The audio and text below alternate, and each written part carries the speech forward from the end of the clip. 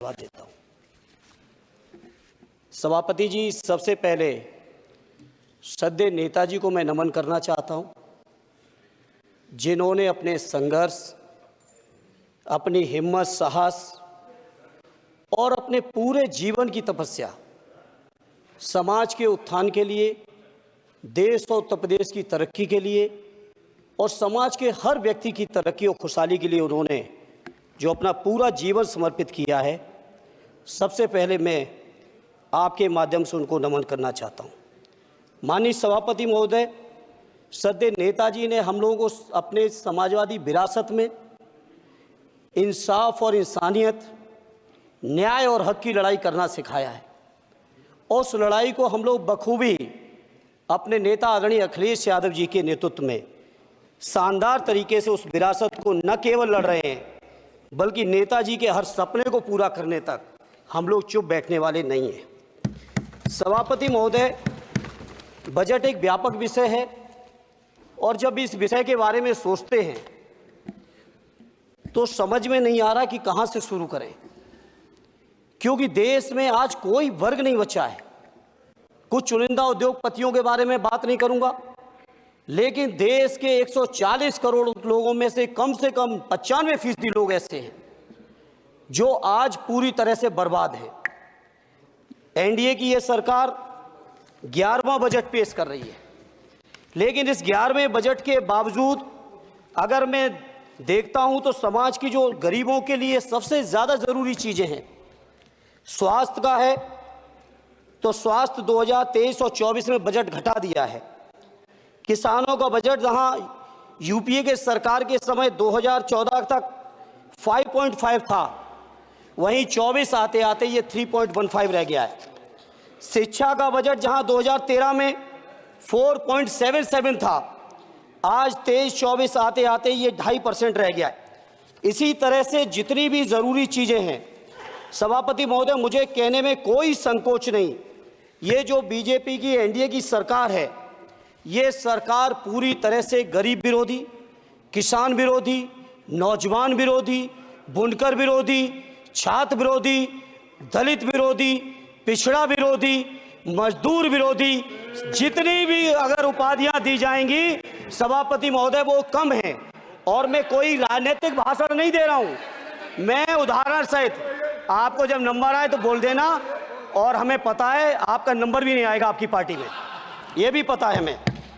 सभापति महोदय, श्रद्धेय नेताजी ने हमेशा कहा है कि चुनाव में या जनता के बीच किया हुआ वादा अगर आप पूरा नहीं करते हैं तो वो भी एक सबसे बड़ा भ्रष्टाचार है, और उस भ्रष्टाचार में अगर किसी ने वर्ल्ड रिकॉर्ड बनाया है तो बीजेपी की और एनडीए की सरकार ने बनाया है।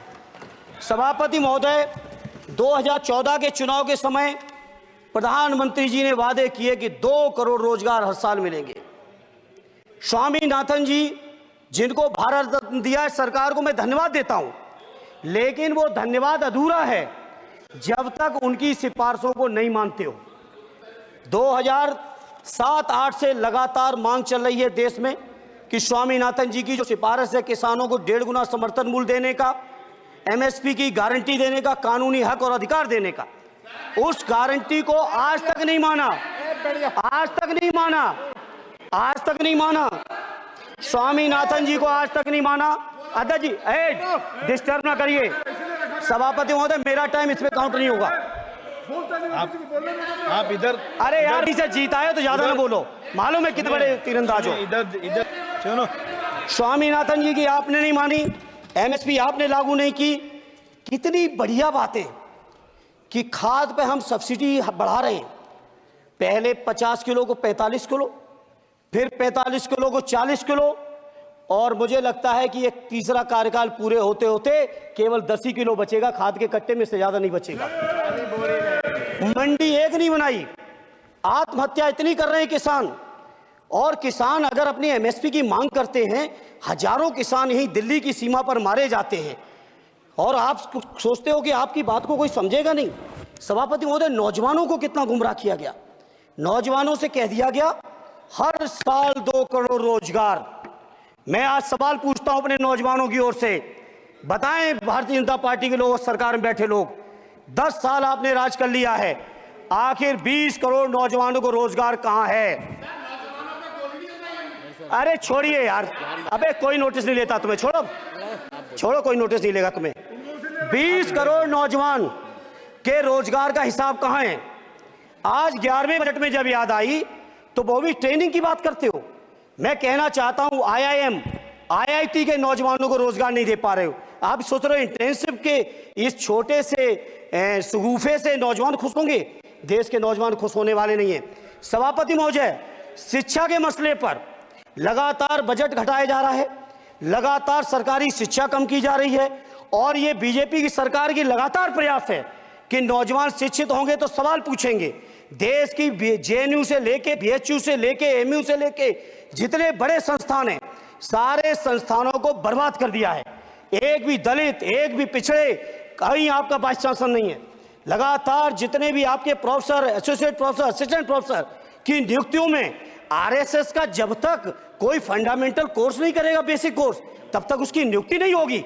आप क्या सोच रहे हो देश नहीं देख रहा है नौजवान? UGC का बजट लगातार कम किया जा रहा है।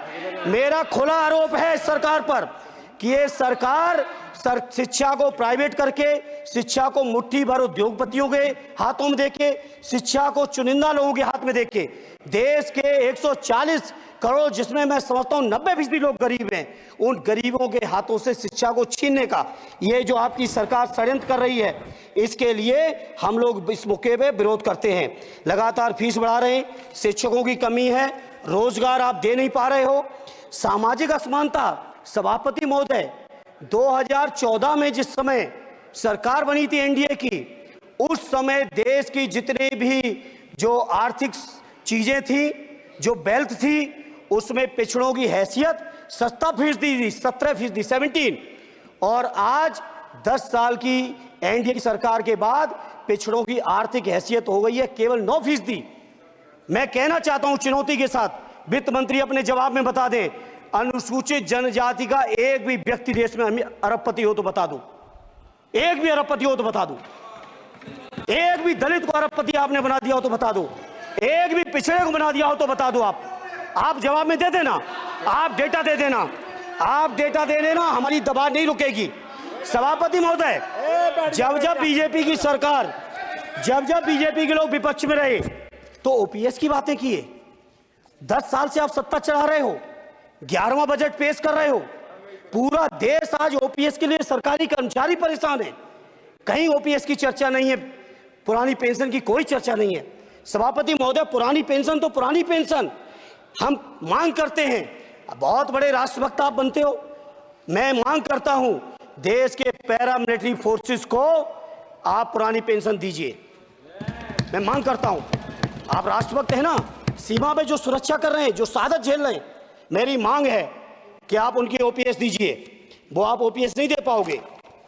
इसी तरह से सभापति महोदय, देश के अंदर बहुत से ऐसे संविदा कर्मचारी, एक से एक बढ़िया फार्मूला, अब कानूनन मंडल आयोग लागू हो गया तो कैसे पिछड़े दलितों को रोकें? तो संविदा कर्मी की प्राइवेट कंपनी, प्राइवेट आपने आउटसोर्सिंग कर दी। आउटसोर्सिंग के कारण से देश के सारे दलित, सारे पिछड़े, सारे आदिवासी आपकी सेवाओं से बाहर हो गए, उनके पास कोई कानूनी हक नहीं। तो ये जो आरक्षण को खत्म करने के तरह तरह के जो आप लोग षड्यंत्र अपना रहे हो, इस षड्यंत्रों को देश का जनमानस पूरी तरह से जान भी चुका है, पहचान भी चुका है, और इसीलिए उत्तर प्रदेश से तो आपको कर ही दिया है बाहर, देश से भी बाहर जल्दी करेंगे, और हमारे साथी मिलकर दूसरे प्रांतों से भी बाहर करेंगे। इसी तरह सभापति महोदय, हम मांग करते हैं, आप सोचिए, उत्तर प्रदेश अकेले के अंदर, देश के हालात मुझे नहीं पता और बदतर होंगे, अकेले उत्तर प्रदेश में 1000 से ज्यादा शिक्षा मित्र आत्महत्या कर चुके। सभापति महोदय, कोई सरकार के कान पे जूं नहीं रेंग रही है, किसान आत्महत्या कर रहे हैं, इन्हें कोई मतलब नहीं, अनुदेशकों को तनख्वाह नहीं मिल रही है समय से, कोई मतलब नहीं, आंगनबाड़ी महिलाएं परेशान हैं, इनको कोई मतलब नहीं। सभापति महोदय, आपकी आशा बहुएं, आपकी ये रसोईया महिलाएं, आपकी आंगनबाड़ी, पंचायत सहायक, रोजगार सेवक, मैं समझता हूं सभापति महोदय, यहां बैठे हर सदस्य के पास इनके क्षेत्रों का ये डेलीगेशन जरूर मिलता होगा और मांग करता होगा कि कम से कम हमारा मानदेय बढ़ाया जाए, हमें स्थायी किया जाए। सभापति महोदय, इसके लिए सभापति महोदय मेरी पार्टी के किसी भी मेंबर से हम नंबर कम कर लेंगे, टाइम, मेरा टाइम बढ़ा दीजिए, बढ़ा दीजिए, कोई भी मेंबर हमारे लिए दे देंगे टाइम। इसलिए सभापति महोदय, इन सभी समस्याओं के लिए मैं आपसे कहना चाहता हूं कि इनका समाधान करिए, और नहीं समाधान करेंगे तो अभी तो बैसाखी पे बन गए, बिहार और आंध्रा को पैकेज देखे फिर देश में कितने राज्यों को पैकेज दे पाओगे। अरे वित्त मंत्री जी, उत्तर प्रदेश से आते हो, इतना भी हक नहीं कि पूरे बजट भाषण में एक बार उत्तर प्रदेश का नाम आ जाता। इतना अयोध्या से नफरत हो गई, अयोध्या से अवधेश जी क्या जीत गए, आप लोगों को इतनी नफरत हो गई कि एक भी उत्तर प्रदेश का एक बार भी नाम नहीं आया। सभापति महोदय, इसे मैं आज इस मौके पर सभापति महोदय देश के गरीबों, किसानों, नौजवानों, व्यापारियों, बुनकरों सभी की ओर से कहना चाहता हूं, ये बजट देश विरोधी बजट है। कुछ समस्याओं के लिए सभापति महोदय संवेदनशीलता के साथ मैं कहूंगा सरकार को विचार करना चाहिए। श्रद्धेय नेताजी जब रक्षा मंत्री थे, उन्होंने व्यवस्था दी थी कि देश के अंदर जो भी सैनिक शहीद हुए हैं उनको ससम्मान उनके घरों पे जाके राष्ट्रीय सम्मान के साथ उनकी अंत्येष्टि हो। मैं उन्हीं की परंपरा को आगे बढ़ाते हुए एक और मांग करता हूं सभापति महोदय कि जो हमारे शहीद जिनकी अंत्येष्टि स्थल जहां कहीं भी बना हो, जिस भी परंपरा से बना हो, अरे आपको कुछ नहीं पता है, अरे यही तुम्हारे सैनिकों के लिए यही तुम्हारा भाव है। सभापति महोदय, आप बोले। सभापति महोदय, मेरा अनुरोध है अग्निवीर की योजना खत्म की जाए। ये 4 साल के सैनिक से देश की उतनी मजबूत रक्षा नहीं हो सकती। नौजवानों को गुमराह करके केवल 4 साल, उन्हें दो ना 60 साल तक रिटायरमेंट, 4 साल बाद वो कहां नौकरियां ढूंढेंगे। इसे मेरी मांग है अग्निवीर की योजना खत्म की जाए। साथ ही साथ मेरी एक मांग और है कि जो शहीदों की शहादत स्थल है उसको शहीद स्थल के तौर पर डेवलप करने के लिए केंद्र सरकार को अतिरिक्त बजट देना चाहिए। मैं नहीं समझता हूं इसमें किसी को कोई दिक्कत होनी चाहिए। इसी तरह सभापति महोदय, बातें बहुत लंबी लंबी की जाती हैं, थोड़ा सा मैं अपने क्षेत्र के बारे में कहूँगा। आदरणीय हमारे नेता माननीय राममूर्ति वर्मा जी ने भी कहा है, माननीय लालजी वर्मा जी ने भी, जो बाढ़ की समस्या है, जो समस्या बिहार में है नेपाल से पानी छोड़ने की, वही समस्या उत्तर प्रदेश की भी है। और विशेषकर पूर्वी उत्तर प्रदेश में अगर आप चलिए तो खीरी से शुरू करेंगे, पीलीभीत खीरी से लेके पूरा आप चले जाइए और एकदम कुशीनगर बॉर्डर तक, बिहार बॉर्डर तक पूरी की पूरी समस्या है। घाघरा जब आती है तो मैं समझता हूं इन जिलों के लाखों लोगों को तहस नहस करके चली जाती है। जितना विकास होता है सभापति महोदय, बरसात के समय वो सारा का सारा विकास पूरी तरह से खत्म हो जाता है। इसलिए मेरी मांग है केंद्र की सरकार से कि बजट आप पास कर रहे हो तो कम से कम उत्तर प्रदेश से इतनी नफरत ना करो।